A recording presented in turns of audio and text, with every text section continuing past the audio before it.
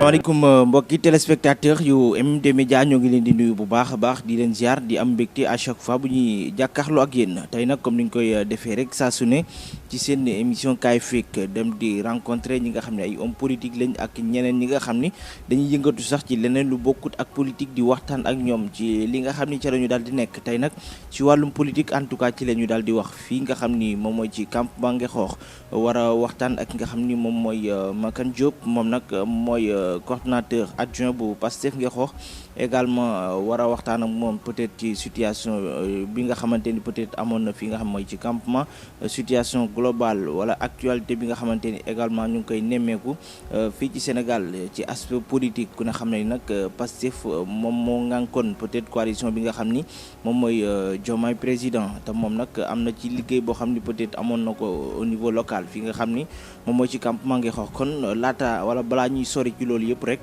dañu koy jox mu nuyu internet yi nga xam ne ñoom ñoo ñuy bàyyi xel bu baax a baax Makane ñu ngi lay nuyu. Khalifa ñu ngi lay fay di nuyu seen internet yu MD Média di nuyu waa Ngexoox di nuyu waa département bi di nuyu le peuple sénégalais di rafetlu tànk yi di wax ne on est prêt pour l'émission. di mottali rek ne le comité électoral aussi de la coalition Diomaye président au niveau de Ngexoox yàlla dafa def ñun ñoo ko doon coordonné donc di nuyu sa internet yëpp. voilà en tant que coordonnateur comme ni nga ko waxee ci élection présidentielle la ñu génnoon au niveau local ku ne xam na li fi xewoon peut-être ci élection municipale yi yàggul dara diggante bi en tout cas am na benn percée boo xam ne am na fi am na liggéey boo xam ne def ngeen ko ci liggéey boobu noonu lan moo leen ko may. waaw en tant que observateur aussi mun nañu gis par rapport aux élections municipales nga xam ne dañ ci àndoon ak coalition Yewwi amoon ci suñu candidat au niveau localité bi ñu def ci ay résultats yoo xam ne aussi gagnewuñu mais ça nous a permis d'apprendre parce que politique apprentissage la après élection municipale yi bi mu weesoo bi ñu defee suñuy jàngat dem élection législative yi nga xam ne man ne woon le directeur de campagne au niveau départemental nga liggéey ci liggéey bu am solo aussi ñu la ci remercier bu baax a baax parce que tout au long communes yi ñu def yëpp les 16 communes yow ak sa média vous étiez toujours présent donc loolu aussi disponibilité la te gis nga liggéey bi gars yi abattre au niveau départemental ci élection législative yi passé si yooyu aussi au niveau local par rapport ak jàngat bi ñu defoon ci élection municipale yi bi ñuy ñëwee on a rectifié le tir xam fi nga xam ne moo newoon suñuy faiblesse ñu renforcer ko comme il faut résultat yi bi mu génnee taux bi yokkul woon le nombre de participation dafa baissé mais sur l'ensemble des bureaux de vote la coalition Yewwi ak Ngexoox dafa remporté woon bureau de vote am yëpp muy une première boo xam ne au niveau de l'opposition rapporté na bureau de vote yëpp yi nga xam ne ñoo nekk ci commune am loolu aussi lañ renforcé au niveau élection présidentielle yi parce que amoon nañ ak yi te xamoon nañ aussi fan la ñuy jaar ba refaire les mêmes performances on a eu aussi l'apport de taille avec la coalition ñi nga xam ne ñëw nañu rejoindre la coalition indaale seeni doole ñu boole ko ci lii différence bi nag mooy li nga xam ne manqué woon na ci élection municipale yi mooy le fait que population bi ñëw en masse donc ñu yokk taux de participation bi donc remporter waat bureau de vote yëpp et remporter les élections haut la main au niveau de la commune de Ngexoox avec pourcentage de plus de 69,9%, presque 70%. Donc pour une première aussi au niveau de Ngexoox. ku ne xam ne loolu du ndaw te am na benn liggéey boo xamante ni moom ngeen def à ce que ngeen mën a agsi foofu noonu yan difficulté également ngeen am ci peut-être bi ngeen di amal li nga xam moom mooy élection présidentielle ku ne xam na ni élection présidentielle bokkut ak peut-être yeneen élection yi. waa difficulté mënta ñàkk mais li ñuy wax rek Au niveau de PASTEF les gens sont pragmatiques et dañuy liggéey des échéances yoo xam ne ñëwagul li gars yi war a def tey en général dañ koy def 2 mois à l'avance ou bien 3 mois à l'avance donc de ce fait li gënoon metti par rapport aux élections c'était la pré-campagne parce que pré-campagne bi dafa fekk le parti nekk ci difficulté yu doy waar parce que le parti existait tout woon du point de vue juridique te pré-campagne dafa ànd ak ay activités yoo xam ne da nga ko war di mener ay activités de sensibilisation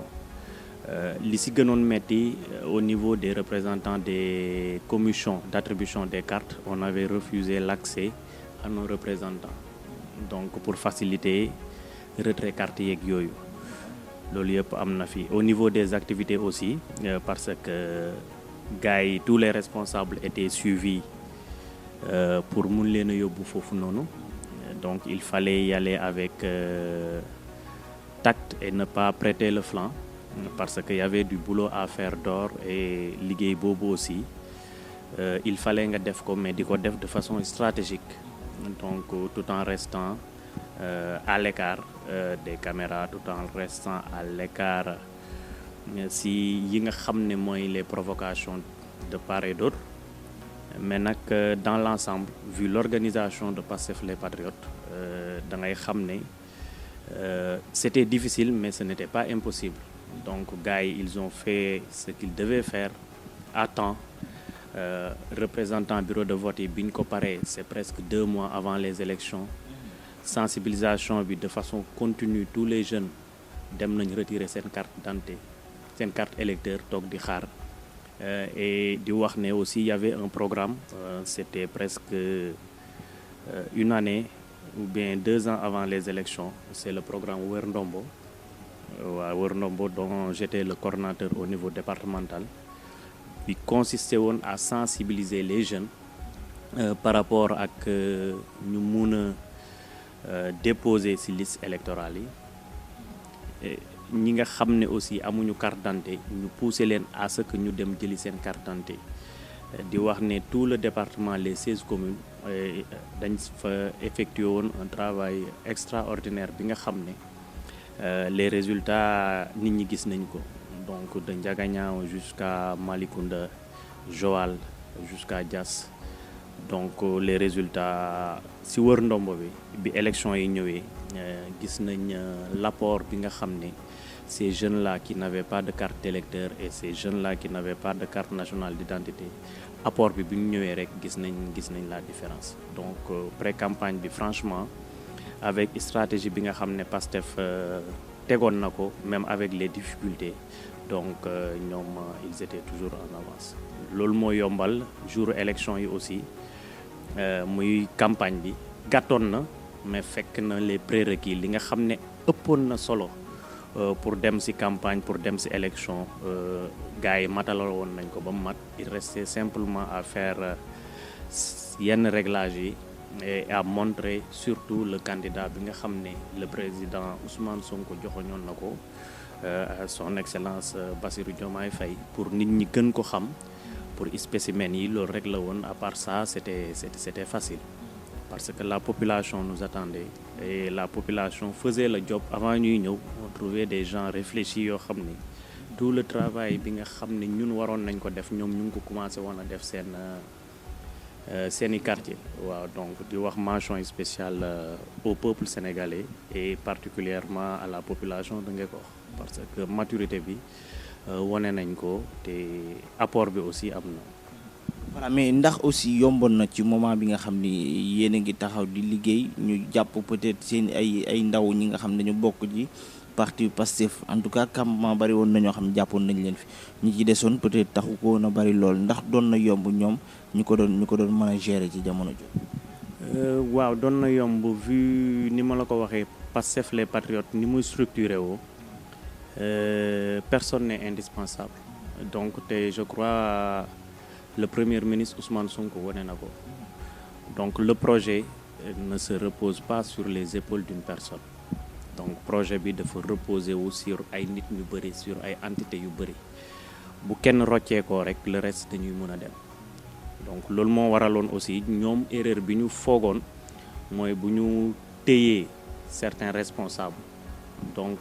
projet bi day taxaw. Or que loolu day tax ñi nga xam ne ils étaient dans l'ombre aussi gën a mun a taxaw gën a mun a fësal liggéey bi nga xam ne moom la projet de PASTEF doon prôné. Donc te yow gis nga activités yi dafa gën a intense liggéey bi dafa gën a pragmatique par rapport ak bi nga xam ne régime bi fi nekkoon toppul ci les responsables de PASTEF di leen bundu xatal bi mu leen commencé bundu xatal la liggéey bi gën a structuré wu la liggéey bi gën a dox la objectif yi gën a dessiné wu loolu moo waral résultat yi donc di wax ne franchement c'était difficile nag parce que ñi jàppoon ñu ci ëpp ce sont des pères de famille ñi ci ëpp aussi dañu bàyyi ay njaboot te dañu bàyyi ay yaakaar loolu bu amee côté boobu lay metti côté boobu moom c'était un peu difficile et il fallait les subvenir à leurs besoins te le parti bàyyiwu leen benn yoon du point de vue des avocats il a fait le nécessaire lépp loo xam ne waroon nañ ko am aussi du point de vue sécuritaire au niveau de leur maison et au niveau mag yi ñu nekkoon parti bi bay na ci waaram bu baax a baax te loolu yëpp li ko waral mooy une organisation boo xam ne dina permettre ku ne li nga occupé aussi nga doxal ko ni nga ko war a doxal pour résultat yi mun a am. Voilà beneen aspect ñu wax ci au niveau national ci élection présidentielle yu ñu génn en tout cas opposition bi peut-être mën nañu wax ni c'est la première fois mu gagné ko ci premier tour mu nekk loo xam ne est-ce que aussi yaakaaroon nga ko ndax tamit bari nañ ñoo xam ne daanu nañ ci loolu ndax jàppoon nañ ni en aucun cas lu mën a xew ak ku mën di gagné élection présidentielle moom deuxième tour lay jeexee. Man bettuma parce que li may wax toujours bu ñuy manipuler les données pour nga def ay erreurs day xaw a jafe li ma doon bett mooy élection ñu dem au second tour man loolu doon na ma bett parce que vu la coalition qui s'était réunie autour de Diomaye vu l'acte patriotique bi nga xam ne moom le premier ministre Ousmane Sonko def donc ñi nga xam ne ils étaient un peu réticents dañu xam ne ñii le projet bi ñuy woo nit ñi du seen bopp moo leen ñor donc c'est le Sénégal moo leen ñor te wone nañ ko donc ñi xawoon réticents yu bëri donc acte boobu rek day tax ñu gën a rejoindre la coalition et aller vers voter pour le candidat son excellence Bassirou Diomaye te si loolu la coalition bi nga xam ne moo regroupé woon autour de Diomaye aussi vu ténor politique yi nga xam ne ñoo fa nekkoon parce que y a certains ils sont là que de nom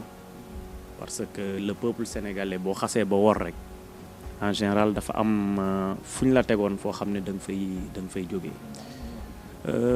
c'est normal. dafa am ñu wor ñan la. xam nga ne am na ñu wor donc jarul ñuy dugg ci tur yi parce que boo leen waxee boo leen tuddee instant bi tu les remets en scène. loolu ngeen di bañ. non nit bu xasee ba suul boppam yow boo ko sulee yaa ko tooñ. ngeen di ñooñu dañoo suulu. Actuellement il y a deux réalités il y a ñi nga xam ne ils croient au projet ak ñi nga xam ne ils croient à leur propre personne. waaw après dinañ ci ñëwaat de façon détaillée gis nga ñi gëm projet bi xam nañ ne c'est le Sénégal bi nga xam ne les Sénégalais ñoom ñoo ko war a liggéey ñi nga xam ne gëmuñu projet bi mooy ñi nga xam ne dañu gëm la politique politicienne mooy man la su dul man du dara tu vois des politiciens yoo xam ne depuis bi ñu leen xamee ba léegi amuñu qualification amuñu liggéey et pourtant nee nañ ñooy faj buumu gàcce yi mais nan la ñuy fajee buumu gàcce yi mais ci alalu réew mi lañ koy fajee. di la xanaa. ñi newoon ci nguur gi parce que buñ nee nguur gi depuis Senghor ba léegi y a les mêmes têtes parce que même politique la ñu xam et y a des gens yoo xam ne newuñu ci nguur gi mais dañuy accroché yu ci nguur gu ñëw depuis Senghor ba léegi et loolu mooy seen liggéey loolu il faut que ça cesse parce qu'ils ne doivent pas travailler en volant l'argent du peuple. depuis 1960 ba léegi est-ce que aussi dindi ko ndax dina nekk loo xam ne quand même lu yomb la ci le président Diomaye ak ñi nga xam ni ñoom la àndal. buñ nee dindi ko ndax dina yomb ci le président Diomaye fi nga terminé lay waxe ne loolu moo tax muy yomb ak ñi mu àndal parce que bu dee le président son excellence Diomaye kese mënu ko changer maintenant il faut un ensemble dafa am ñu mu àndal dafa am ñoo xam ne ce sont les précurseurs du projet dañu gëm projet bi topp ci projet bi liggéey ci projet bi ba mu egg ci fii parce que boo gisee le gouvernement de transition bi mu teg xam ne transition am na ak li fi doon am ak liñ jëm boo gisee discours yi nga xam ne le président Diomaye Bassirou Diomaye moom la waxagum donc da ngay xam ne changement am na par rapport ak discours yi nga xam ne discours politique la nga xam ne dañuy wax pour lëndëmal nit ñi mais moom dafa wax pour sénégalais yi xam fi mu jëm dafa wax pour sénégalais yi xam ne ce développement là ñoom la d'abord parce que il faut le peuple adhérer ci vision politique ba pare bind lu am importance mooy le livre projet bii nga xam ne chaque étape daf la wax fi ñu ci toll ak yan étape la ñu war a développer ban processus la ñu war a teg ak délai bi kañ lañ koy atteindre le projet pour mu aboutir pour le président Bassirou Diomaye dina yomb su fekkee le peuple xam nañ fi mu leen di woo ñu ànd faak moom jàppale ko surtout les patriotes xam le projet approprié wu le projet jàppale gunge le projet te fi mu leen di woo li ci ëpp solo mooy la jubal ak jubbanti donc muy ay paroles yoo xam ne dafa am sens te am solo te bu ko ku nekk matalee rek liggéeyu son excellence Bassirou Diomaye dina yomb incha allah.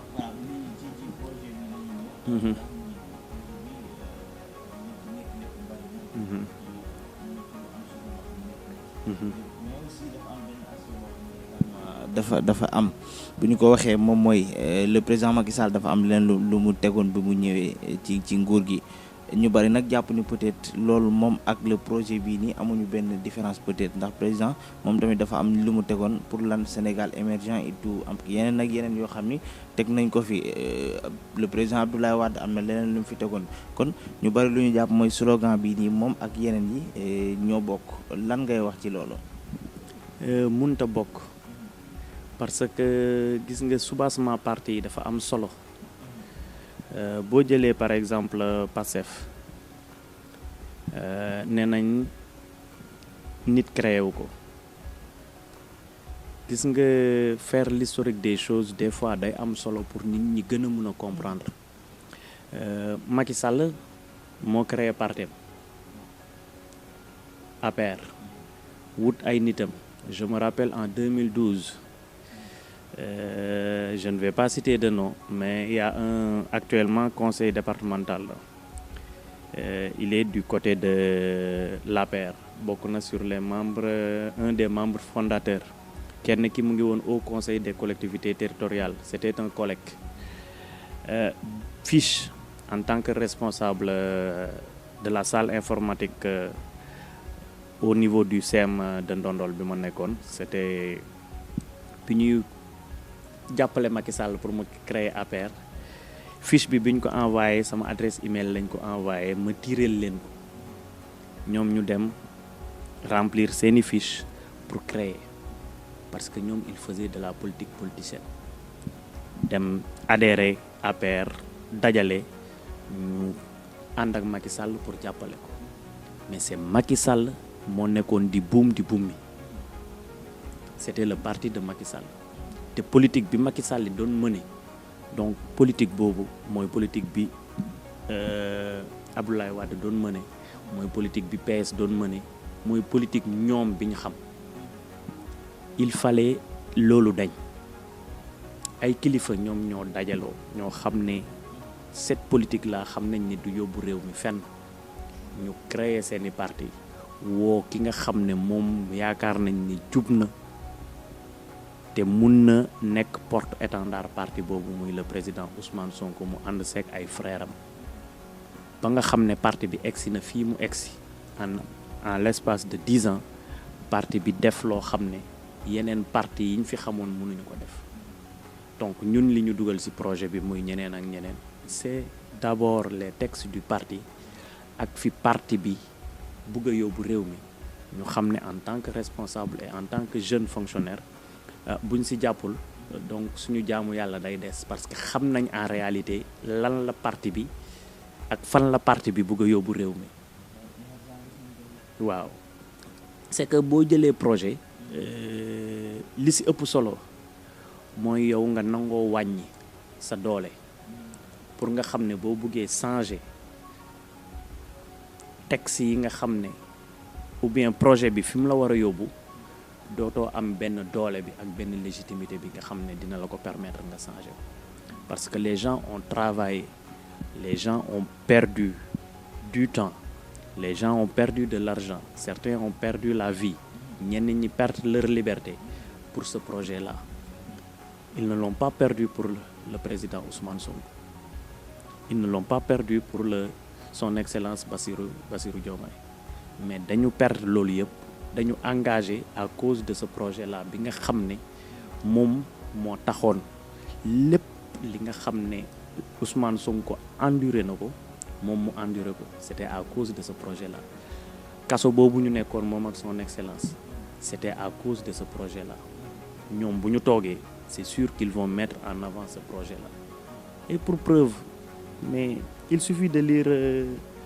le projet renouveau institutionnel mais lisez ça ban président mooy nangoo toog wàññi ay mais xoolal le gouvernement le projet a demandé d'appel d'offres pour les postes de direction et autres mais xam nga yooyu yëpp ça montre que ñii ils ne sont pas là et ils ne faisaient pas ça pour s'enrichir ils ne faisaient pas ça pour des postes mais ils faisaient ça perdre le temps seen famille mettre seen famille en danger pour lan mais pour l'avenir du Sénégal pour l'avenir de leurs enfants et pour l'avenir de leurs arrière-enfants et ils ont commencé à écrire l'histoire et ce sont des jeunes et ils vont continuer à écrire l'histoire parce que c'est le Sénégal et l'Afrique moo leen di xool ce développement ce n'est pas simplement le développement du Sénégal mais c'est le développement de l'Afrique et ñoom ce sont les précurseurs et il faut ñu nekk des gens modèles il faut que le peuple les accompagne sur ce projet-là et Inch'Allah vu les axes dégagés et vu li nga xam ne ñoom moom la ñuy teg yaakaar am na te nit nag bu amee yaakaar lépp luy renforcer yaakaaram boobu rek lu war a jóge ci moom daf ko war a def mooy nekk benn nit boo xam ne dafay sax ci jub dafay sax ci jubal lu dëng aussi mu jubanti donc loolu bu ñu ci demee rek incha allah ñoom dinañu réussir seen mission. voilà mais appel d'offre bi nga xam ne ñu ngi koy wax peut-être à ce que yenn postes yi ndax du indi frustration au niveau de Pastef mooy amaana ñi nga xam doon nañu xaar poste nekkul ni peut-être ñëpp ni Ousmane Sonko wala ni le président Diomaye di doxalee noonu lañuy doxalee ndax tamit foo dem fu nekk nit ñi mënuñoo yem quand même. non du indi frustration xam nga lan moo tax parce que boo jëlee ci benn parti boo xam ne il a su mettre en avant ses cadres donc bu am plus de 1600 cadres qui sont identifiés il y a d'autres qui ne sont pas identifiés waaw il y a d'autres qui ne sont pas identifiés ñoo xam ne ñu ngi biir Pastef di liggéey qui sont des cadres au niveau de l'administration au niveau fi ñu nekk donc si on prend par exemple l'exemple du département il y a beaucoup de responsables qui sont au niveau du département ñu bokkul mouvement des cadres donc man en personne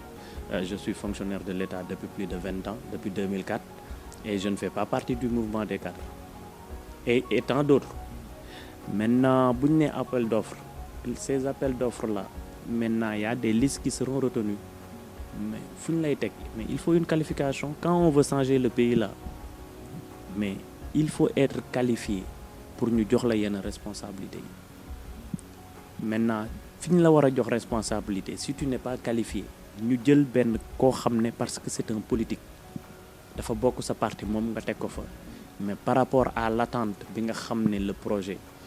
mu ngi koy xaar mooy il ne peut pas faire de résultat te Pastef le président du parti muy le premier ministre Ousmane Sonko dafa mus di ko wax mooy on n'est pas responsable de Pastef c'est parce que da ngaa mérité poste plus que les autres Pastef du loo xam ne gâteau la gouvernement bi bu ñu ci jotee dañ koy paajoo waaw loolu ça montre que te depuis le début la koy wax même les étudiants bu demee il les appelle à aller apprendre dem leen ngeen jàngi parce que le développement aussi munoo développer am mbir continuer li nga xam ne ñoom loolu lañ xamoon mooy politique politicienne clientélisme politique la ñuy jël teg la ci poste boo xam ne franchement munoo def résultat loolu il faut que ça arrête mënutatu continuer te ci réew mi aussi par rapport ak fi ñu jëm franchement poste bu ñu lay jox il faut le mériter poste bu ñu lay jox il faut nga mun ci liggéey loolu aussi peuple bi yëpp ak surtout les patriotes dañ ci war a jàppale son excellence Bassirou Diomaye ak son premier ministre chef du gouvernement Ousmane Sonko parce que bu ñu ci jàppee xamee ko noonu rek dinañ xam ne aussi ku ne ak place bi nga mérité te liggéey moom jàppale le gouvernement mooy foo mën di nekk nga dëkk ci jubal ak jubbanti non mooy dëgg sax parce que boo jëlee le mécanicien bu sentir ne moom c'est un patriote bu defee devoir am ñett yooyu rek mooy lu muy def daf ci war a jub donc ku mu liggéeyal doo mer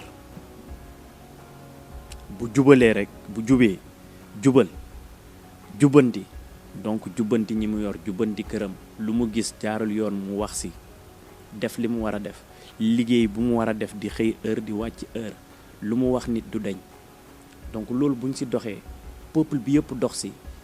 donc réew mi nit ñi dinañ wóolu wante liggéey ci réew mi dina yomb te li ñëpp bokk ñëpp dinañ ci jot incha allah. voilà ñu taxaw ci formation gouvernementale bi gouvernement bi ñu gis 25 ministres ak 5 secrétaires d'État ñu ko gisee ñoo xam ni am na benn peut-être wàññeeku bu ci am par rapport ak gouvernement bi fi jógee mais aussi li bett nit ñi mooy ñi nga xam ni bari na ci ñoo xam ne en tout cas xamuñu leen seen CV bi ñu ko gisee la ñuy soog a rendre compte que ni am na lenn loo xam ni def nañ ko am nañu benn expérience bi aussi ban jàngat ngay def ci gouvernement bi nga xam ni peut-être le président Bassirou Diomaye ak son premier ministre teg nañ ko Ousmane Sonko. waaw jàngat bi ñu ci mun a def. xam ne ils ont cherché parmi les meilleurs ci domaines yi nga xam ne lañ leen dénk cherché wul clientélisme politique dañu cherché par rapport ci domaines yi nga xam ne ñoom la ñu war a jox les ministres ñu cherché parmi les meilleurs pas le meilleur ci domaine bi mais les meilleurs parce que y a d'autres aussi yu gars yi xamul mais ñoom ils ont cherché parmi les meilleurs ñi nga xam ne def nañ ay résultats ci domaine yi ñu leen jox damay joxe benn exemple rek le ministre de l'agriculture musta gis son excellence le président Bassirou premier conseil de ministre la ko gis donc ça montre que ñooñu xamante wuñu lan moo tax ñu def ko un ministre c'est par rapport ak ay qualité par rapport ak ay résultats yu mu def ñu xam ne kii ñun le projet fi ñu bëgg a yóbbu l'agriculture parce que l'économie doit être endogène te agriculture dafa am solo ñun dañu mës a prôner agriculture donc par les VAP mooy les vacances agricoles patriotiques di wax ne en 2020 2019 2020 le président Ousmane Sonko déplacé wu na ba fii à Kër Songo pour ñëw xool tool bi nga xam ne JPS départemental bu Mbour ak coordination départementale àndoon nañ bay ko donc man ma dirigé woon tool boobu ñëw na ba def fi pousser tout le monde à ce que ñu dem ñu bay parce que tout repose sur l'agriculture donc et cette économie là aussi agriculture daf si da war a bay wàllam te ku def avancé bu doy waar si agriculture si ay si fermam prôné ay programme yoo xam ne franchement mun na développer am réew kooku munoo teg lu toll ni ministre de l'agriculture te doo ko proposer doo wax ak moom pour mu résultat yi mu def pour mu def ko à l'échelle nationale donc kooku si ay parole boppam moom moo ne premier conseil de ministre la door a toog ak son excellence Bassirou donc bu ñu jëlee l'exemple du département ki nga xam ne mooy professeur Daouda Ngom mi ñu jox ministre de l'environnement c'est un professeur agrégé su nekk au niveau de l'université Cheikh Anta Diop affaire environnement la xam faculté la fa yor sur l'économie verte xam nga kooku affaire environnement du luñ koy jàngal waaw c'est un expert boo xam ne lu mu la ci wax téere la boo jëlee notre ministre là ba pare le plus important c'était lui moom moo dirigé woon les cadres de PASTEF professeur Daouda Ngom le mouvement des cadres de PASTEF moom moo nekkoon président mouvement des cadres de PASTEF tous les cadres de PASTEF moom moo nekkoon seen président moom moo remplacé le président son excellence Bassirou Diomaye parce que Bassirou Diomaye moo ko dirigé woon boo jëlee notre ministre de Sandiara et du commerce moom par rapport ak industrialisation bi mu def au niveau de Sandiara les résultats sont là-bas te avant cette industrialisation il y a beaucoup avant les entreprises l'implantation des entreprises au niveau de Sandiara mais il a investi sur surface yi nga xam ne mën nañ ko cultiver au niveau de Sandiara mais xaal yi ñuy jël fii yëpp tout le département xaal yi ñuy jaay mais la majeure partie bi Sandiara lay jóge les champs poulaillers yi lépp mais ça à Sandiara c'est le premier maire qui a songé à ce que au niveau de l'éducation jàppale ay jeunes am ba nga xam ne dinañ mën a am lycée technique boo xam ne dina leen mën a jàppale vers à ce que li nga xam ne am nañ ko mais lycée bi pareegul parce que am na ñëw na fi ko di leen sànni xeet ci lycée bi mais entre nous bu le président Macky Sall bëggoon lycée bi pare doyu ko xëy ñëw ba foofu leen lii ak lii est-ce que aussi amul lenn loo xam ne daf ko xam ba pare moo tax mu wax leen loolu mais blocage bi ce n'était pas au niveau du maire ce n'était pas au niveau de notre ministre ce n'était pas au niveau de Serigne Gueye non c'était au niveau supérieur maintenant lu mu dee il a mis les jalons teg na lycée bi ba boo ñëwee da ngay xam ne bâtiment bi kuule nañ ko tëj nañ ko lan moo des mais équipement moo des ak ñu terminer ko donc am na vision bi mooy lan il a poussé les gens à aller cultiver il a commencé l'industrialisation maintenant il veut former population ba nga xam ni lii ñoom dinañ ko mun a defal seen bopp donc te loolu mooy vision donc du point de vue secteur bi ñu ko dénk je crois mat na ko te mun na ko matale et tant d'autres mun nañuy citer boo jëlee El Malick nit ñi communication lañ ko xamee mais il est super diplômé CVM moom liñ ko jox loolu la xam donc et tant d'autres xam nga yooyu du poste yoo xam ne biñ ko falee lañ koy soog a découvrir moom lañ koy soog a xam waaw xam nga sa liggéey ak position politique bi ngay am mun na am tuuti différence loolu moo dal El Malick par rapport ak position bi mu amoon au niveau de Pastef les Patriotes nga xam ne franchement il a épaulé le parti par rapport ak communication par rapport ak taxawaayam ñu bëri aussi dañu foogoon ne moom ci wàllu woowu rek la xarañ fekk liggéeyam ci suuf aussi wàll bi mu gën a xarañ wàll boobu lañ ko jox parce que ci la am ay diplôme ci loolu lay liggéey loolu la xam donc te CVM boo ko gisee nga xam ne lii rek lañ ko mënoon jox te mën nañ ko jox leneen aussi parce qu'il est qualifié pour faire d'autres jël yenn position ci gouvernement bi et di ko ñaanal rek mission bi ñu ko jox yàlla na oyof ci ñoom ñëpp par rapport à l'attente du peuple. Donc chaque ministre aussi par rapport à l'attente du chef de gouvernement yàlla na yan bi oyof et ñu xam ne les objectifs dañ ko war a atteindre et il faut toujours rendre compte au peuple parce que loolu mooy exigence bi actuellement. voilà mais dafa am ci yenn cay ministre wala ministère yoo xam ni peut-être ñenn ñi ngi commencé di wax ni boole bi ñu ko boole waruñ ko def boo xoolee jeunesse culture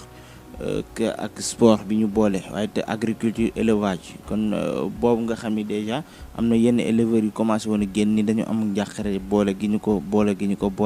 ak même sport culture aussi am na ñoo xam ne jàpp nañ ni dafa diis jàpp nañ ni peut-être benn bu ci nekk mën na dem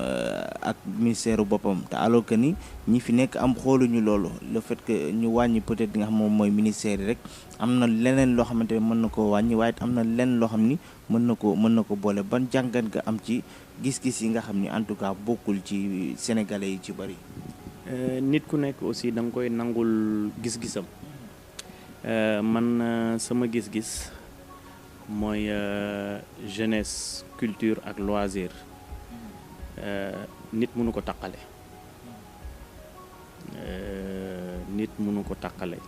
mun nga ñawlu tubéy fële ñawlu mbubb fële dem jënd mbaxana fële mais mënoo ko taqale ñeme woo sol benn bi bàyyi beneen bi te bu njëkk si on se rappelle bi nga gën a nekk jeune au niveau des mouvements nawetaan boo demee di fubali sa ASC bu bokkul si les activités culturelles di def ay théâtre di def ay fecc di wone culture bi mu bokk sa ASC mën nañ ko aj autant donc ça montre que sport ak culture dañuy ànd. dafay baax ñu bari di ko xam di comprendre loolu xewoon na fi quand même. xewoon na fi mais Oscar des vacances yi ñan ñoo ko doon animé mais les ASC li tax doxatul li tax ñu bari xamatuñ seen culture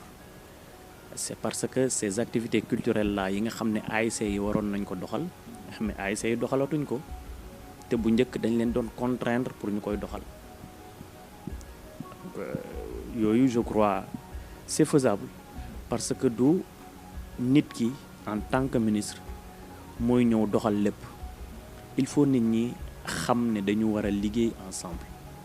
gis nga l'approche par les objectifs nit foo ko teg da nga koy jox ay objectifs ne ko defal lii defal lii defal lii actuellement munoo yor micro yor caméra actuellement le directeur de MD Média mënut a yor micro bi yor caméra bi donc dafa am benn direction boo xam ne moom mooy gérer ku ne responsabilité bi ñu la jox aussi ñu jox la ay objectifs nga war ko atteindre ba pare war a rendre compte donc je crois am na pays yu ñu ëpp doole am moins de ministres yi ñu am te pourtant secteur yëpp mu ngi dox à merveille ça montre que aidons ñi nga xam ne ñoom ñoo fa nekk à ce que ñu am des collaborateurs yoo xam ne dinañ xam les objectifs yi ñu leen teg ak yi ñu leen sas ak attente bi nga xam ne peuple bi mu ngi koy am si ñoom et après ñu ñaanal leen rek parce que ils peuvent faire des résultats et donner des résultats te attente bi loolu la le travail est difficile mais ce n'est pas impossible il faut s'entourer de collaborateurs yoo xam ne par rapport à l'attente dinañ mun a àgg foofu et le tour est joué et c'est faisable. mais conseil des ministres gis nañu président li mu bëgg li mu sàkku à ce que peut-être ñu amal ko mooy ñuy fësal di publier li nga xam ni moom mooy yenn ci ay rapport moo xam IGE OFNAC Cour des comptes également gis nañu rapport OFNAC 2019 2020 ba 2021 déjà muy commencé di circuler ku ci nekk yaa ngi ci am accès di ko gis ban jàngat ngay def ci rapport yi nga xam ni commencé nañ ko fësal te bu njëkk en tout cas daaw ñu gis lu mel nii. jàngat bi ma si mën a def di revenir sur discours son excellence Bassirou Diomaye bi mu wax ne dinaa fexe ba nga xam ne Sénégal population bi dina réconcilier wu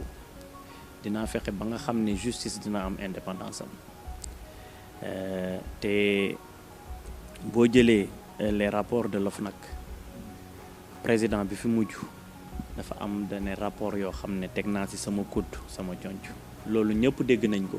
jaar na fi woon. donc bu ci tegee ay concoom ça montre que justice amul woon indépendance bi nga xam ne waroon na ko am si loolu ay rapport aussi buñ ko defee ba pare ba war ko génne donc muy OFNAC génne ay rapport am ñu teg rapport yi à l'oubliette te rapport yoo xam ne dafa concerner l'argent du peuple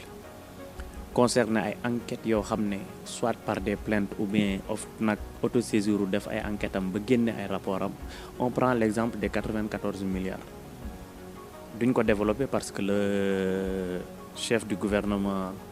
le premier ministre Ousmane Sonko durant année yi yëpp wax na ci lim ci war a wax yëpp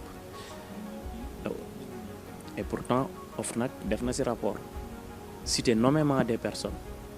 wax fan la problème yi am ak yan charge lañ leen war a toppee rapport boobu ñu def ko à l'oubliette et ce n'est pas normal rapport boobu il faut mu nekk sur la table procureur autosaisiru li mu war a def mu def ko ci si on prend le rapport sur Covid-19 les 10 milliards donc les transporteurs bi Covid bi méttee waaw mais les 10 milliards de mooy goro la xawma milliards yu bari na de. goro boobu dëkk Saint-Louis à Macky xam nga après am na rapport Cour des comptes beeg yooyu mais bu ñu jëlee bu OFNAC bi li flagrant mooy appel d'offre yi nga xam ne ki jënd ki waroon fournir ceeb beeg yooyu dund bi au nécessité appel d'offre boobu ce n'était pas appel d'offre amul woon marché gré à gré la te OFNAC wax na ko wax ñi nekk ci diggante bi et citer des noms waaw valeur de 7 milliards boo jëlee transport bi les transporteurs yi am gros porteur dañ ne mënoon nañu transporter lépp de façon gratuite laajuñu dara ils vont prendre leur voiture leur chauffeur transporter aliments yooyu et pourtant joxe nañ marché 3 milliards ki ñu ko jox ay oto mbalit la yor xam nga ay oto mbalit moom mënut a transporter lu nit di lekk donc à hauteur de 3 milliards te marché gré à gré la te loolu OFNAC daf ko wax mu leer nañ bu ñu jëlee le rapport du Prodac Mambay am na ci problème bañ ni dañ ci saisir këram dañuy jaay këram jël ko def jox ko ñi nga xamante ne moom mooy sëriñu daara yeeg ndongo daara yooyu yëpp jaar na fi. waaye du laal fukki dërëm comme ni ko Ousmane Sonko waxee woon rek du laal fukki dërëm parce que moom moo génn ci boppam ne rapport am na waaw moo génn ci boppam xam nga moom day ralli ci média yi rek mooy ralliwaat ci média yi ne rapport am na te moo newoon ci média yi ne rapport amul donc ak yeneen rapport yoo xam ne mooy licence yi nga xam ne ñu ngi koy joxe au niveau pêche xam ne courtage bu mu amee ci ay licence di dem di créer ay licence ba pare di ko jaay chinois yi ak yeneen yoo xam ne au niveau secteur de la pêche la nga xam ne suñ pêcheurs yi jën mënatuñ ko am ñu secteur bu am problème tous ces milliards là ay rapport épinglé leen ba pare ñu teg rapport bi sur la table parce que ce sont des gens du système te ce qui est écœurant mooy heure bu rapport bi génnee ki nga xam ne moom la rapport bi épinglé président bi fi nekkoon daf koy jël mu aj ko ci kaw xam nga ça montre que moom en réalité moom moo nekkoon derrière ces gens là parce que moo leen doon couvrir et ça ce n'est pas normal bu fekkee un gouvernement qui veut aller vers l'avant qui veut réconcilier la population il faut transparence am ci lépp lu ñuy def et ces rapports là du gouvernement bi mooy topp ci ñenn ñi non bu ko defoon nous en tant que responsable ñooy njëkk a génn ne lii muy def ce n'est pas normal parce que ñun demuñu ci loolu li ñu dem mooy lépp loo xam ne c'est l'argent du peuple c'est l'argent du contribuable bu fekkee am na ay rapport yu ci génn rapport boobu ñu dem ba setal soit ki nga xam ne moom la rapport bi épinglé te loolu yombul ou bien moom mi nga xam ne moom la rapport bi épinglé mu jaaral yoon parce que c'est ça le peuple aussi te il faut justice am donc rapport yi il y a d'autres qui vont sortir am na ñun ci xam am na ñu ci xamul mais dëkk bi daal ku nekk na xam ne yoon dina fi am te yoon dina am indépendance am total. Dialogue am na ci aussi bu ñu wootee je pense le 28 mai la ñu wax daañu amal dialogue boo xam ne peut-être ci justice ci la ñuy gën a wax mais am na ñoo xam ne beneen tournure lañ ko daal di gisee le président Diomaye égal le président Macky Sall ci lan dialogue yi nga xam ne ñu ngi ko doon wootee ndax gis nga turu dialogue bi nga xam ne def na woote nañ ko alors que ni le président peut-être doon na ko woote toujours mais amul lenn loo xam ne doon na tukkee ci dialogue yi mu doon woote. Non bu ñu comparer rek dañuy def erreur parce que boo jëlee les dialogues de Macky Sall day créer ay problème ba dootul mun a dem ou bien day bëgg a justifier fenn fu mu war a dem te peuple bi du fa bëgg a ànd ak moom mu door a woote ay dialogue donc boo jëlee un président première chose bi muy war a def mooy dialoguer. am réew boo ko buggee jooyle fenn yóbbu ko fenn il faut acteurs yi nga xam ne ñoom ñoo ko ŋànk ci domaine bu ne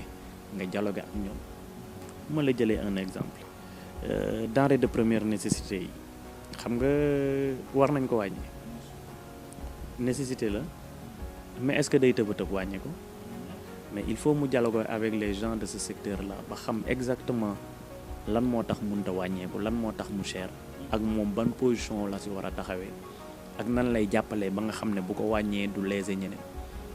noonu la peuple war a doxee gis nga wàllu justice amul benn réforme boo fa mun a def te doo dialoguer avec les acteurs ya fa nekk parce que ñoom ñoo ko xam et tant d'autres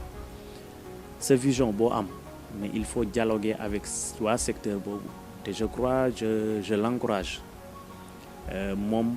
ak le gouvernement ak le premier ministre ci chemin bi nga xam ne mu ngi consister à dialoguer avec tout le monde il faut dialoguer avec le peuple il faut dialoguer avec tout le monde maintenant dernière décision bi ñoom ñoo ko war a jël ils sont légitimes pour ça ils sont nommés pour ça mais ils doivent déglu ñëpp ba nga xam ne orientation yi ñuy jël de part et d'autre buñ ko booleeg ñoom seen vision ak seen orientation dinañ def le choix bi nga xam ne le peuple du regretter mais il ne faut pas comparer les dialogues de Macky Sall avec les dialogues de son excellence Bassirou Diomaye du benn sax xaarul fii laa war a dem mais avant ma fay dem il faut ma waxtaan ak les acteurs concernés je crois loolu kuy wax naka su dul noonu rek da nga gisul la vision du président Bassirou Diomaye Faye mais boo ko gisee rek donc da nga koy encourager vers élan boobu. beneen aspect aussi wax na ko ci conseil des ministres mbirum ndox mi nga xam ne en tout cas société yi ñu ko dénk ñu ngi sonal sénégalais est-ce que loolu tamit du nekk loo xam ne moom mooy gën a jàmp comme ni mu ko waxee à ce que ñu teel a régler mbir moom ak denrée de première nécessité bi nga xam ni yaa ngi koy wax benn circulaire aussi doon na génn boo xam ni ci mbirum peut-être tabaski bi nga xam ne moom la ñu jëm et autres en tout cas mbir yi ñu ngi bouger quoi quand même. Et c'est normal parce que boo jëlee nébuleuse bi nga xam ne am na ci attribution société yi nga xam ne ñoo gérer suñu ndox par rapport ak communes yëpp ou bien par rapport au niveau national nga xam ne ndox mi aussi lu ñu war a jàmpar la donc man j'aurais pour audit am parce que ni ñuy attribuer ndox mi ak li am ci ndox mi actuellement parce que ñëpp a ngi naan fraude ñëpp a ngi naan vol te ndox mi moom jarul sori même fii au niveau de Ngekoox par rapport ak château d'eau bi ñu fi amoon par rapport ak réseau hydraulique bi nga xam ne Ngekoox am na ko ñu ñëw jël lépp ak qualité de ndox bi am Ngekoox ak facture yi ni mu chéré je me demande mais audit war na am parce que suñu ndox mi ak réseau bi au niveau de Ngekoox c'était aux alentours de 3 milliards et quelques léegi loolu nan nga ko mën a joxe une société mu jëlaat sa même réseau am na ba léegi à Ngekoox ñoo xam ne extension ndox amagu fa ba pare facture yi presque dañ ko multiplier par 3 par rapport ak li nit ñi doon fay mais c'est grave ba pare ñi ko yor pire ce ne sont pas des gens yoo xam ne ce sont des Sénégalais te amoon na société boo xam ne société nationale la boo xam ne mu ngi doon def pour gagner le marché. Donc il faut ñu xool aussi pour man secteur ndox mi daal il faut audit am si maîtriser wu ma ko comme il faut li ma mën a wax mooy ce qui concerne Ngekoox rek, mais je sais que c'est plus profond et ça dépasse Ngekoox et il faut audit am si côté ndox bi. fii ñëw naa fi ay yoon yoo xam ni marche lañ doon def peut-être di ñaxtu ndox mi nga xamante noonu lañ ko yoree fii ci campement Ngekoox loolu moom témoin laa ci ndax ñëw naa fi budul benn yoon du ñaar yoon. waaw marche boobu bokk naa si ñi ko initié woon ak waa GIF Afrique dont le président c'est Souleymane ma koy nuyu au passage ñu bay si waaru doy waar parce que il voulait la transparence avant ndox mi di jógee si ñi ko yoroon au niveau de Ngekoox xaalis bi nga xam ne moo doon am au niveau de Ngekoox fan la jaar parce que l'argent c'était l'argent de Ngekoox amoon na nébuleuse boo xam ne daal indescriptible si ndox mi pour pallier à ça nag ñu doon def ay marches ak ay rencontres yoo xam ne bëgguñu woon transition bi dem sans pour autant ñu wax nébuleuse bi nga xam ne amoon na au niveau de l'eau à Ngekoox mais daal peine perdue presque initié nañ ay marches yu bëri ak ay rencontres avec l'autorité mais daal audit war na am parce que y avait du vol flagrant boo xam ne traçabilité amul ba pare ñu attribuer ko ñeneen après le réseau aussi ba nii mënuñu wax dañu jaay réseau bi ou bien dañu maye réseau bi ou bien ban contrat la ñu joxe réseau bi ñi nga xam ne ñooy exploiter ndox bi au niveau de Ngekoox donc te je sais que ce qui se passe à Ngekoox moo xew ci commune yu bëri daal donc il est temps à ce que audit am fépp ñu xam exactement lan moo tax qualité bu baax mënuñu ko am xaalis bi aussi lan moo tax mu cher l'appui bi nga xam ne état war na ko appuyer le peuple à ce que ñu am une eau de bonne qualité aussi pour mu am il faut audit am ba ñu xam réellement qu'est-ce qui se passe au niveau de ce secteur là. Voilà, mais duñu jeexal benn yoon aussi te duñu wax ci en tant que yow nga nekk conseil municipal fi nga xam ne moom moo ci mairie bu Ngekoox en tout cas boobu ba léegi gis nañ ni ki fi toog peut-être mu ngi doxal wala doxalul en tout cas am na loo xam ne yow peut-être xam nga ko ci ban jàngat ngay def ci gestion bi nga xam ne mu ngi koy amalee mairie bu Ngekoox. loolu moom page spéciale lañ siy def parce que en tant que conseiller aussi am na démarches yu bëri yoo xam ne ñu ngi ko doon mëne ak ay combats yoo xam ne ñu ngi ko doon mëne au niveau du conseil municipal di wax ne par rapport à la gestion municipalité bi wax naa ko conseil municipal devant le concerné il ne respecte pas ses conseillers loolu mooy première chose te quand il ne respecte pas ses conseillers c'est qu'il ne respecte pas la population de Ngekoox mooy première chose parce que des conseillers sans formation fii ci campement depuis lors ce n'est pas normal des conseillers qu'on utilise simplement pour voter et voter des approbations yoo xam ne des délibérations yoo xam ne ce sont des délibérations frauduleuses parce que la majeure partie de ce qu'on a délibéré au niveau du conseil municipal li ci ëpp c'est pour ñu renforcer benn forfaiture boo xam ne def na ko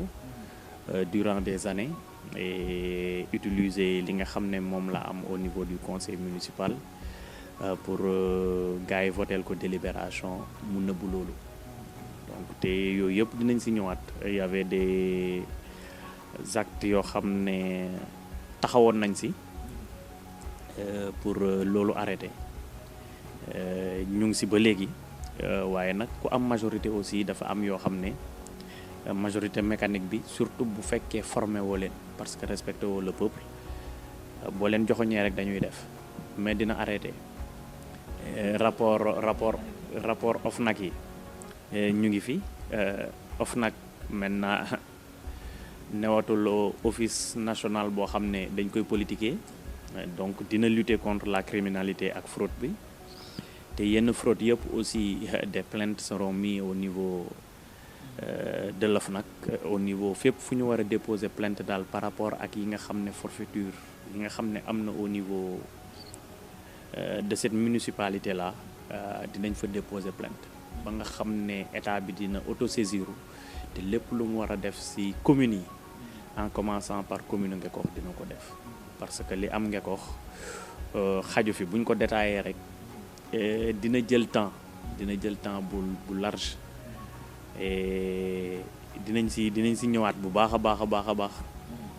fii ak quelque temps mun nañ la woo ci benn conférence de presse sax boo xam ne on va aller vers ce sens là mais nag di wax ne gestion bi moom c'est catastrophique gestion Ngekoox c'est catastrophique li Macky Sall def li suñu maire def moo gën a doy waar te bu ko population bi xamee te dañ xam ne franchement il n'était pas là pour nag yeneen yu xew fii nii mais askan wi jotaguñ ci xamaguñ ci lu bari. waaw am na nébuleuse yu bari yu am mais askan bi xamaguñ ci lu bari waaw xamaguñ ci bari. il est temps kon ñu xam ko quand même. waaw il est temps ñu ngi ciy liggéey mais xam nga chaque étape l'objectif c'était de changer le système donc parce que booy changer da ngay commencer ci kaw door a wàcc ci suuf on a la chance ba population bi xam nañ ni ñi newoon ci kaw baaxuñu. te il fallait changer de système donc ils l'ont fait de la plus belle manière donc opposition gagnée au premier tour ak pourcentage de plus de 54%. léegi li des liggéey bu ne ak étape mënoo woon ñu lay xool nu ñu def pour yàq sa liggéey nu ñu def pour tëj la nu ñu def pour arrêter progression Pastef ngay dugg ci yeneen bataille yoo xam ne c'est primaire par rapport ak bataille nationale bi léegi bataille nationale bi jàll na te le président son excellence Bassirou daf ñu woo ci jubal ak jubbanti ñun nag daf ñu fekkoon ci jub waaw daf ñu fekkoon ci jub ak jubal waaw jubbanti bi nag dinañ ci liggéey nan lañ ciy liggéey li nga xam ne doxul te nga xam ne war nañ ci wax ou bien war nañ ci def dara jëf pour mu dox ou bien pour ñu jubbanti ko ñun dañ ko war a def parce que son excellence moo ñu ko demandé jub bi nag lépp lu ñuy def dans notre vie depuis le plus jeune âge en général ci loolu lañ ñu yar donc du ñu def loo xam ne texte yi permettre ñu ko du ñu def loo xam ne aussi par rapport à notre travail je crois je ne suis pas bien placé pour le dire mais ñi nga xam ne ñoo newoon samay principal bu ñu fi toogoon ak collègues yi nga xam ne liggéey nañ depuis 20 ans boo leen tàllalee micro ils pourront parler ci aspect boobu mais jubbanti daal incha allah fépp fu ñu nekk actuellement lu fa nekkul yoon dinañ ko jubbanti par les moyens yi nga xam ne justice jox nañu ko par les moyens médiatiques parce que am na loo xam ne boo ko bëggee jubbanti force nit ñi yëg ko mais dites-vous que daal li jubul ci mairie bi incha allah dinañ ci bay suñu waayu tànk comme nañ ko doon bayee bu njëkk dinañ ko gën a intensifier ba nga xam ne dina jub bu jubul aussi nit ñi xam ne diw ak diw ak diw ou bien diw ak ñi mu àndal jubaluñu ci lii jubaluñu ci lii jubaluñu ci lii jubaluñu ci waaw ñoo dëngal te liñ dëngal bari na ci dëkk bi te incha allah dinañ ci ñëw parce que seko bi rek waaw seko bi rek am na nébuleuse bu doy waar bu ci nekk terrain yi fii aussi am na nébuleuse bu doy waar muy zone industrielle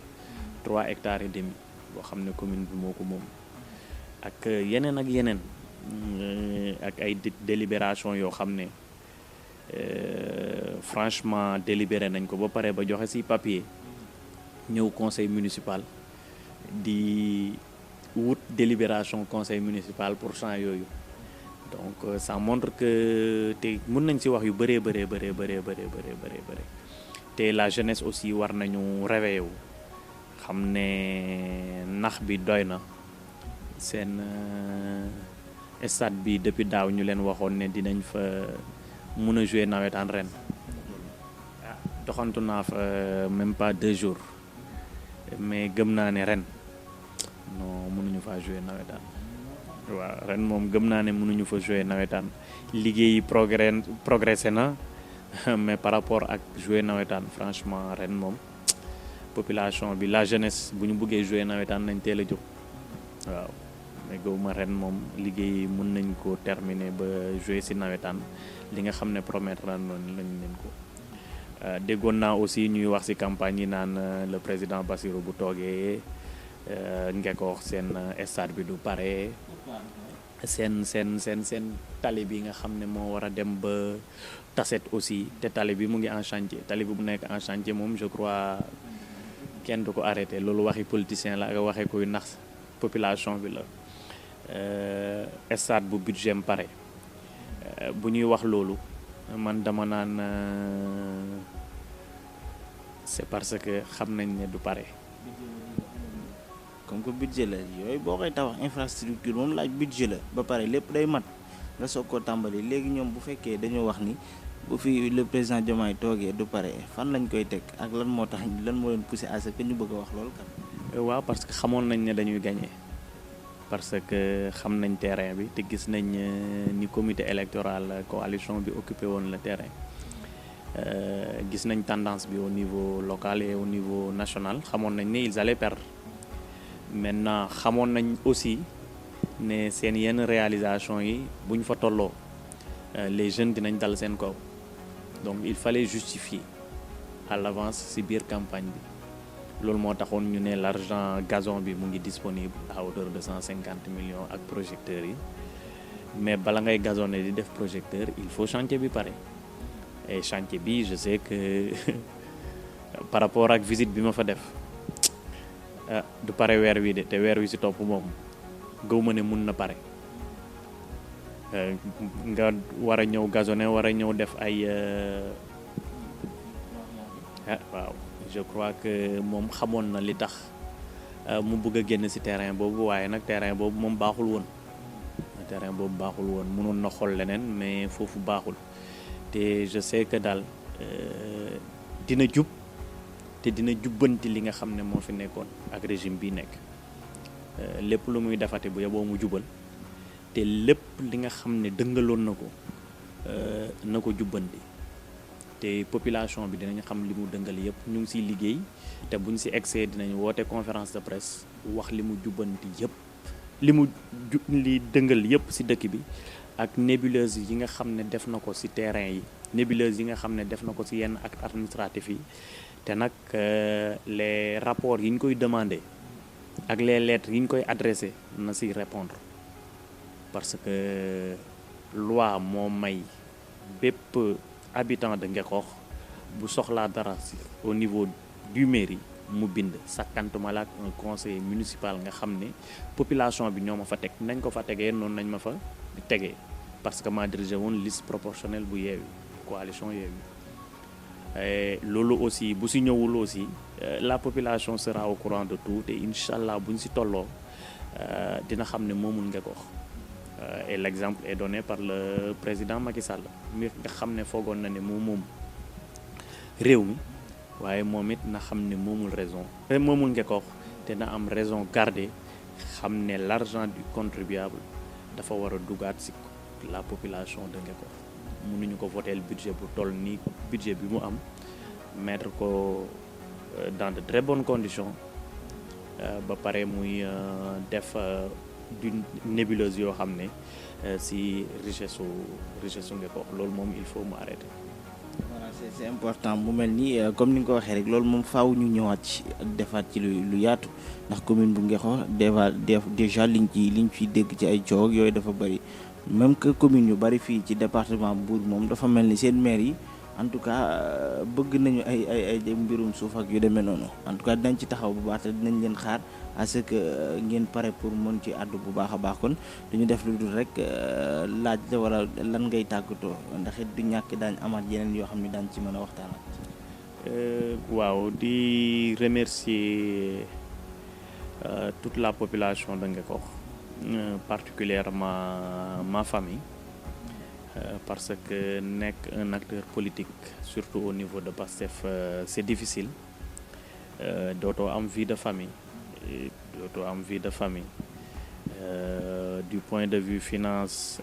donc li nga am tu partages ça avec ta famille ak les activités politiques. Du point de vue présence aussi, des fois say doom dañu lay xaar ba guddi, dañuy nelaw tëdd di la xaar ci salon bi pour gis la, parce que dañuy toog 2 jours 3 jours yoo xam ne duñ la gis. non suñu maman yi aussi dañuy tiit fu ñu toll, parce que par rapport ak régime bi répression yi nga xam ne amoon na ko, par rapport ak position bi ñu occupé woon aussi du point de vue politique au niveau départemental ak au niveau communal, par rapport ak descente yi nga xam ne FDS yi def nañ ko suñu kër. Donc loolu yëpp aussi ñu leen si jéggalu bu baax a baax a baax a baax, di xam ne lii moo ko waraloon. Il fallait position bu ñu waroon tenir la pour jaamu si yàlla, pour à ce que régime bi changé. Di remercier aussi tous les responsables politiques de PASTEF, donc tous les coordonnateurs de cellules, bañ a citer tur rek, wax ne le travail continue. Liggéey bi ñu def ñoom am na solo, parce que ñoom ñooy la matrice bi nga xam ne mooy doxal le projet de PASTEF. Sans les coordonnateurs de cellules, donc le projet du dox, parce que cellule bi mooy base au niveau de PASTEF. ñoom ñu bay ci seen waar bu baax a baax a baax a baax a baax a baax a baax. Di remercier aussi tous les leaders de la coalition Diomaye yi nga xam ne ñoo nekk au niveau de la commune de Mbour, de la commune de Ngekokh. Seen liggéey rafet na, seen liggéey jaar na yoon. Di ñaan yàlla rek lépp luy seen mébét yàlla na leen ko yàlla yombalal, te mu nekk ci seen intérêt ak intérêt dëkk bi ñu nekk ak intérêt réew mi. Di remercier toute la jeunesse, surtout du département et de la commune de Ngekokh. Seen liggéey rafet na, ils ont mouillé le maillot depuis le début jusqu'à présent. Fépp fi nga xam ne parti bi soxla na leen rek taxaw nañ fa war a taxawee à leur risque et péril. Ñu def un travail formidable tout au long ci processus bi nga xam ne PASTEF teg na ko. Di remercier aussi les dames, parce que ku wax jeunesse wax aussi les dames, ñi nga xam ne ils étaient toujours présentes ci VAP yi, ci ndogu yi, surtout campagne bi, ba pare terrain bi aussi kenn mënu leen ci. Donc ñu leen di sant bu baax a baax a baax a baax, di appeler tout le monde rek à plus de retenue et gën a liggéey, gën a focus sur li nga xam ne mooy échéance yi ñëw, mooy les élections législatives yi nga xam ne war na ñëw ak les élections municipales. Jotagul, mais gën a renforcer la base, parce que base mooy liggéey, et on a vu l'exemple. Gën a renforcer les cellules, képp ku yor cellule rek mu xam ne cellule am moo war a gagner les échéances yi ñëw, donc mu renforcer cellule am, ba pare avoir plus de retenue et travailler et jël le slogan jub jubal ak jubbanti, def ko créneau boo xam ne moom la nit ñi war a xëyee, moom la nit ñi war a gonte, moom la nit ñi war a yendoo, parce que le développement du Sénégal ak projet bi nga xam ne dinañ ci gën a discuter waat boo fi ñëwee détailler les tenants et les aboutissants du projet. Li ko accompagner mooy triptyque boobu jub jubal ak jubbanti. Di sant ñëpp, di gërëm ñëpp, di ñaanal son excellence le président Bassirou Diomaye Faye ak le chef du gouvernement, le premier ministre Ousmane Sonko, ne leen yan bi metti na, waaye bu sooba yàlla dina oyof. Li ñu nekk mooy dëgg, et le peuple won na leen ne ñu ngi seen ginnaaw. Donc yàlla na leen yàlla sutural, jàppale leen ba nga xam ne li ñu bëgg pour Sénégal yàlla dina ko yombal incha allah gëm nañ ni avec un peu d'effort rek yàlla dina leen teg loxo bu baax a baax a baax di la remercier bu baax aussi. di ko jaajëfal bu baax a baax Makhane Diop nekk coordinateur adjoint bu Pastef fi nga xam moom moo ci diwaanu Ngexoox waaye te conseil municipal ci mairie bu Ngexoox kon waxtaan bu am solo bi nga xam ni seq nañ ko ak moom mooy au niveau local au niveau li nga xam moom mooy national waxtaan ak moom ci li nga xam ni moom mooy naka la ñu def ba peut-être jël li nga xam ni moom mooy réew mi jamono ji en tout cas ñoom lañ ñooy doxal jamono ji en tout cas sénégalais yi ñoom la ñuy xaar changement bi nga xam ni moom la ñuy prôné projet bi nga xam ne moom la ñu bëgg a teg ci loolu nag ci la ñu daal di nekk comme ni ñu ko daal di gisee ak livre bi nga xam ni moom la daal di yor li ci nekk lépp en tout cas daañu fexe ba def ci benn émission spéciale boo xam ni moom kese la ñuy wax ndax it bari na ci loo xam ni en tout cas dafa am solo lool kon loolu yëpp daañ ci waxtaan ak moom yeneen yu yaatu ci commune bi nga xam ni moom mooy bu Ngexoox ak li fi xew lépp loolu daañ ko ci xaar ku ne gis na ni également commune yu bari fii ci département bu Mbour li ñuy coow di wax ci coowal suuf en tout cas bari boo xam ni il va falloir ñu dem ci communes yi nekk ci département bi ngir mën a rencontrer askan wa ngir mën a xam également dëgg-dëgg jafe-jafe yi nga xam ne ñu ngi koy dund ndax it c'est le moment où jamais ñu mën a changer bu baax a baax yenn ci communes yi nga xam ni en tout cas ña ko jiite lu leen neex lañ fay dogal ña ko jiite également na leen neex la ñuy dogatee suuf sa nga xam ni dañ ko war a préserver dañ ko war a téye à ce que ku ci nekk jariñ ci li nga xamante ni moom mooy sa bopp bu baax a baax te am na ci loo xam ne nag boo ko bokkee ak mbooloo il va falloir aussi nga fexe ku ci nekk gis ci boppam mais du nekk loo xamante ni peut-être yow kese yow mi jiite yaa ci gis sa bopp ndax it nekk maire warul mën a tax nga am yenn privilèges yi yenn droits yi nga xam ne à ce que di jël suuf soo xam ne en tout cas da nga ko bokk ak askan wi kon nii lañ koy def à chaque fois rek daañu fexe ba amaat ñeneen ñoo xam ne aussi ci département bi la ñu nekk sans que ñu leen di xaarandi ñoom it ñu mën a leeral coow yi nga xam ne également wala njuuj njaaj yi nga xam ne également mu ngi am ci mairie bi di leen jaajëfal bu baax a baax